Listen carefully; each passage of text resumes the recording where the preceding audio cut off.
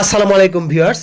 আমি এখন দাঁড়িয়ে আছি গাজীপুর ৪ নং ওয়ার্ড সারদাগঞ্জে একটা এলাকায়। দেখতে পাচ্ছেন একটা বিষয় আপনাদেরকে তুলে ধরার জন্য, একটা এলাকার ভালো একটা পরিকল্পনা যে সেই এলাকার মানুষের কতখানি জীবনযাত্রার পরিবর্তন করতে পারে, এই ভিডিওটা না দেখলে বুঝবেন না।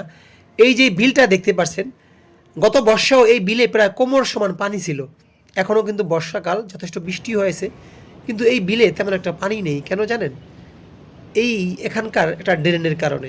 গাজীপুরের জেলা প্রশাসক শকত সরকারের একান্ত চেষ্টায় স্কোয়ার গেট নওয়াব আলী মসজিদ থেকে পুকুরপাড় সংলগ্ন হাজি মার্কেট দিকে ও আপনার আক্তার মৌলানার মসজিদ পর্যন্ত যেই রাস্তার কাজ চলমান, এই রাস্তার কাজের কারণে একটা ড্রেনের ব্যবস্থা করা হয়েছে মিশন গেটের সাথে মিশিয়ে। এই ড্রেনটার কারণেই এই এলাকায় এখন আর পানি জমছে না। মানুষের দীর্ঘদিনের কষ্ট, পানি জলাবদ্ধতা, ভাড়াটিয়াদের দুঃসহ জীবনযাত্রা, শুধু ভাড়াটিয়া নয় বাড়িওয়ালাদেরও, সেখান থেকে এবার মানুষ কিন্তু আপনার লাঘব হয়েছে, তাদের কষ্ট দূর হয়েছে, যা সত্যি প্রশংসার। আমি আজকে এই ভিডিওটা এই জন্যই তুলে ধরলাম যে ভালো একটি পরিকল্পনা যে কোনো এলাকার মানুষের জীবনযাত্রা, যে কোনো এলাকার মানুষের আমি মনে করি যে অনেকটা উপকার হতে পারে। এই জন্যই ভিডিওটা তুলে ধরলাম। তাই আমি ধন্যবাদ জানাই গাজীপুর সিটি কর্পোরেশনের জেলা প্রশাসক শকত সাহেবকে।